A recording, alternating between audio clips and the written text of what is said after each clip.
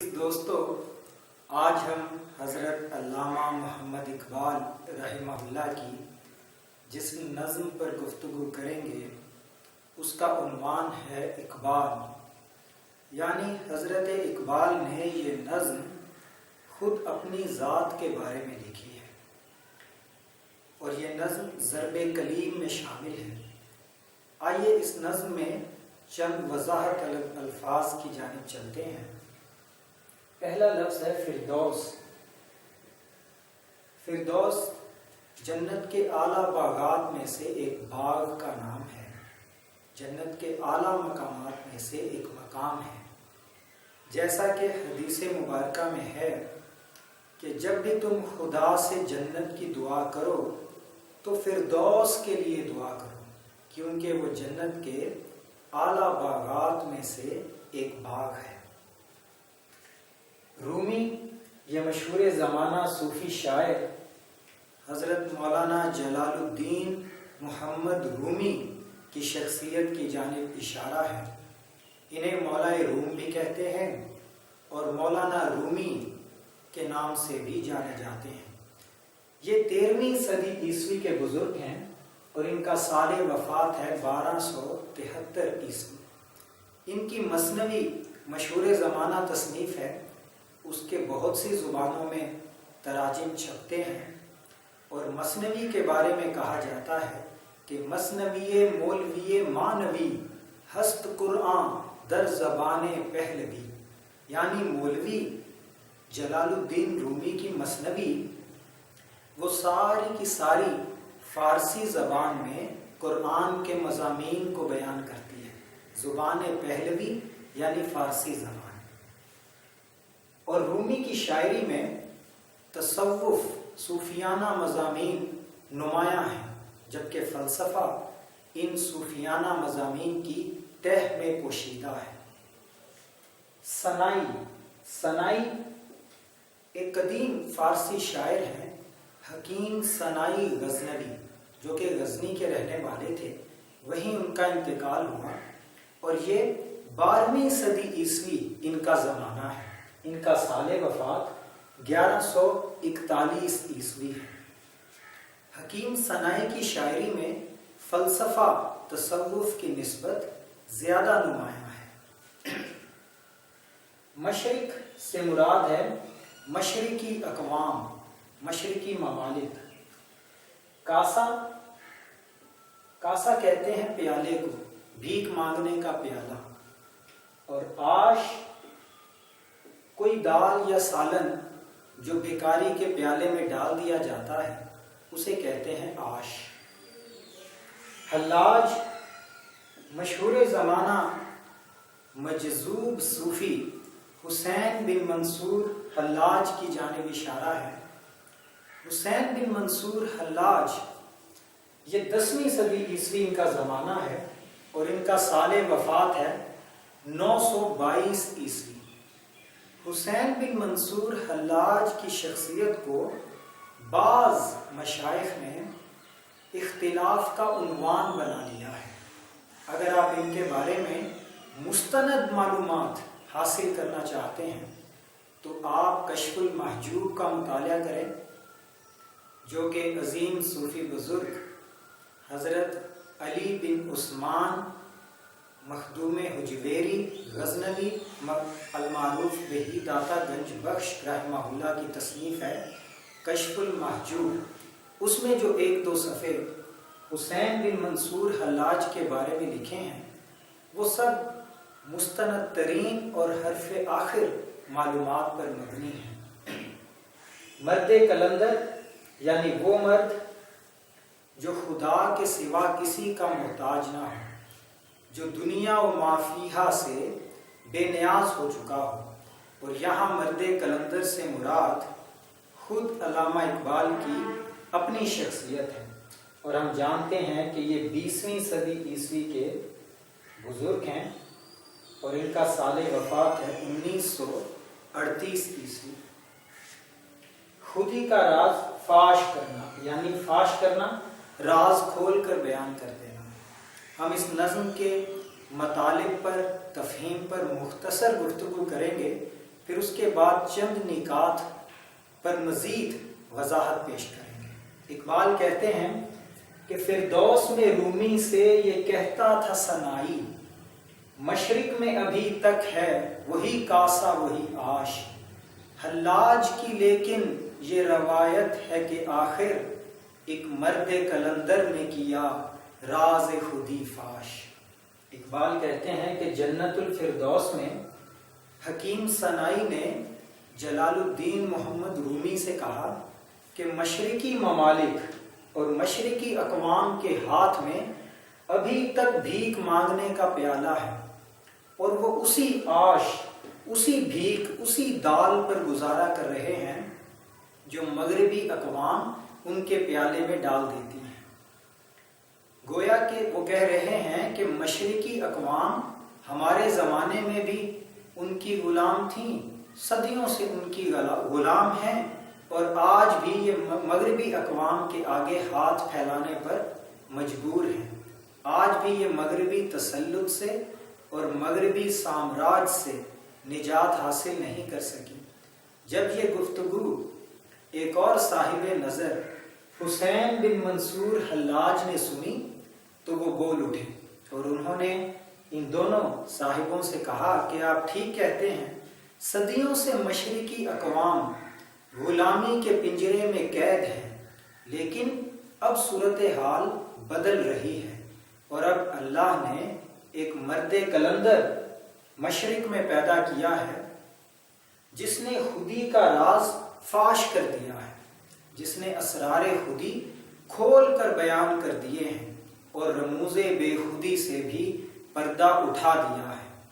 یعنی اب مشرقی اقوام کو خودی کا سبق پڑھایا جا رہا ہے یا پڑھایا جا چکا ہے، اور مشرقی اقوام اپنے حقوق حاصل کرنے کی خاطر اٹھ کھڑی ہوئی ہیں، اور اب مشرق کے لوگ بھی سر اٹھا کر جینا سیکھ گئے ہیں یا سیکھ رہے ہیں۔ تو ہم دیکھتے ہیں کہ یہی وہ زمانہ ہے، 20ویں صدی کے درمیان کا زمانہ، جب مشرقی اقوام مغربی اقوام کے، مغربی سامراج کے خلاف جد و جہد کے لیے اٹھ کھڑی ہوئی، اور انہوں نے ایک کے بعد ایک آزادی حاصل کرنا شروع کی۔ چنانچہ ہندوستان بر صغیر پاک و ہند نے تاج برطانیہ سے آزادی حاصل کی، ملائیشیا نے مغرب سے آزادی حاصل کی، اسی طرح چین نے اور دیگر کچھ ممالک نے مغربی سامراج سے اور مغربی قید سے آزادی حاصل کر لی۔ لیکن یہ بات قابل ذکر ہے کہ بظاہر تو بہت سی اقوام مغربی اقوام کے تسلط سے آزاد ہو گئی بظاہر، لیکن حقیقت میں ابھی تک وہ ذہنی طور پر ان کی غلام ہیں۔ ابھی تک ہمارے یہاں پاک و ہند کے مسلمان مغربی تہذیب و تمدن کے دل دادا ہیں، وہ ان کی نقل کرنے میں فخر محسوس کرتے ہیں، اور مشرقی روایات کو پس پشت ڈال چکے ہیں، مغربی زبانوں میں اپنی کامیابی کا راز ڈھونڈتے ہیں۔ تو جب کسی قوم کی خودی بیدار ہوگی تو وہ اپنی شناخت اپنے آپ کے طور پر کروائے گی، وہ کسی دوسرے کو نقل نہیں کریں گی، وہ کسی دوسرے کی تہذیب و تمدن کو، رسوم و رواج کو اور روایات کو اپنانے میں اتنا فخر محسوس نہیں کریں گے۔ اس نظم میں کچھ نکات قابل غور ہیں۔ پہلا نکتہ یہ کہ علامہ اقبال نے جلال الدین رومی کا ذکر کیا، حکیم سنائی غزنوی کا ذکر کیا، اور حسین بن منصور حلاج کا ذکر کیا، اور ان تین مسلمان صوفی فلسفی شاعروں کی زبان سے اپنی تعریف کروائی ہے۔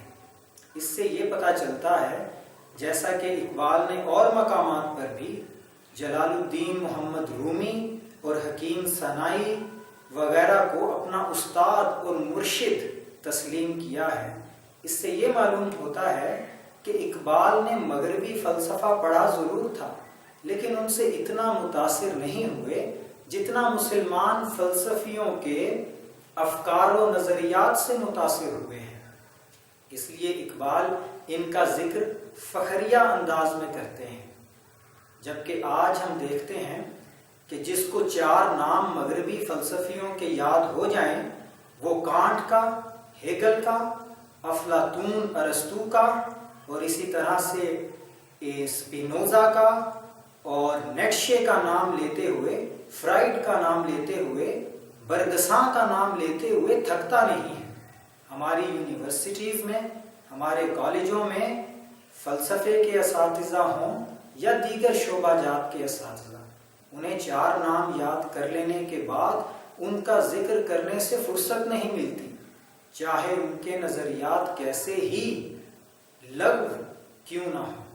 جبکہ اقبال نے ان لوگوں کو پڑھا، مطالعہ کیا اور ان کی غلط باتوں کو، ان کے غلط نظریات کو بھرپور طریقے سے رد کیا۔ جیسے ہم آنے والے دنوں میں اقبال نے جو مغرب کے خلاف، نیٹشے کے خلاف، فرائڈ کے نظریات کے خلاف، اسپینوزا اور ارسطو پر جو تنقیدیں کی ہیں، ان نظموں کا بھی ہم مطالعہ کریں گے۔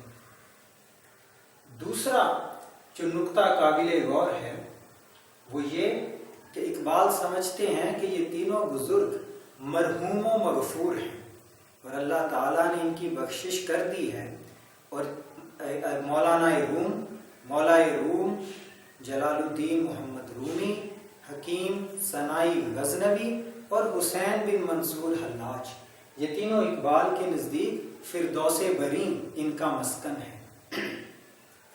یہاں یہ ضرور یاد رکھنا چاہیے کہ حسین بن منصور حلاج کے نام سے 2 آدمی گزرے ہیں، اسلامی تاریخ میں 2 آدمی گزرے ہیں۔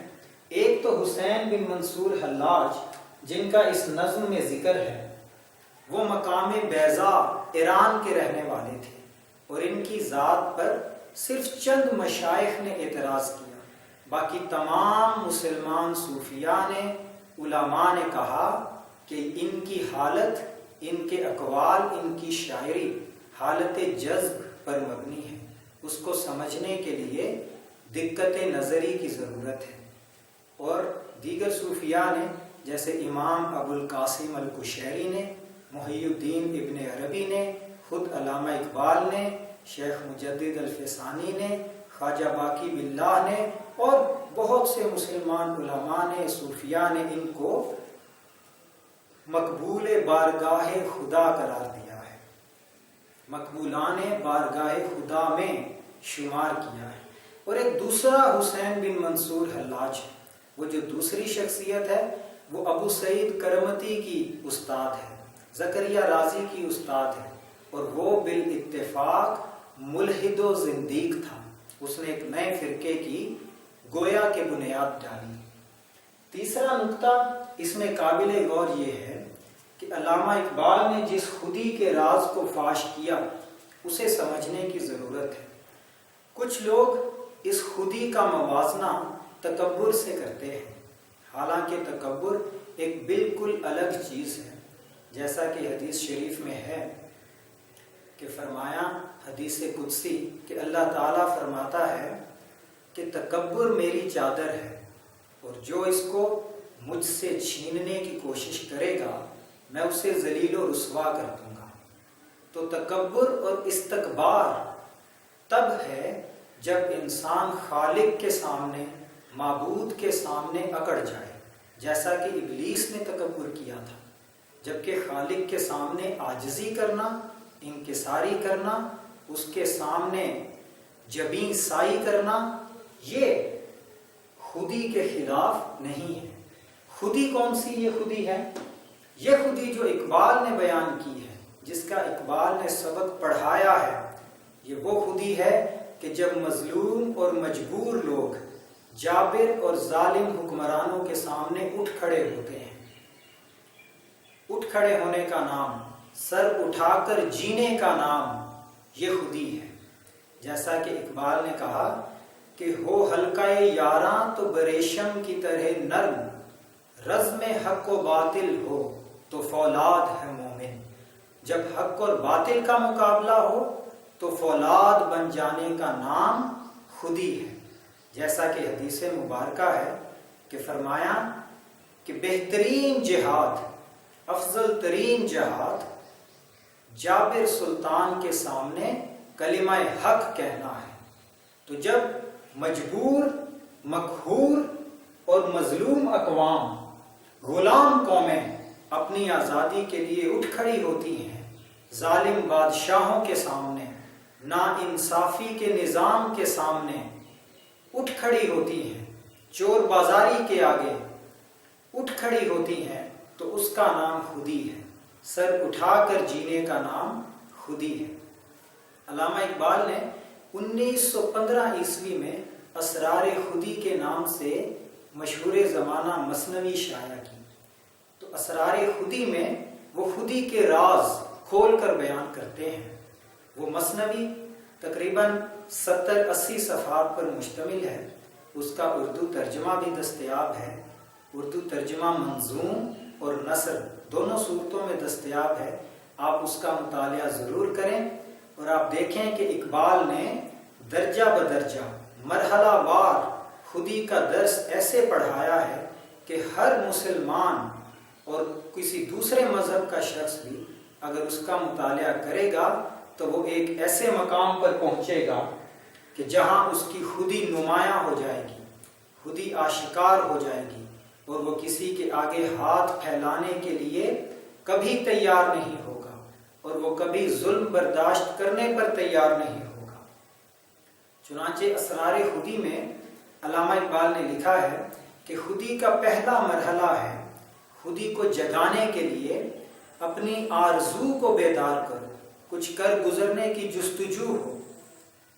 اس کے بعد علامہ اقبال نے شاہ بو علی قلندر کا واقعہ لکھا ہے، پھر ایک شیر اور بکری کی حکایت لکھی ہے، پھر اس کے بعد اقبال لکھتے ہیں کہ خودی کی طرف سفر کے 3 درجے ہیں۔ پہلا درجہ ہے اطاعت الہی۔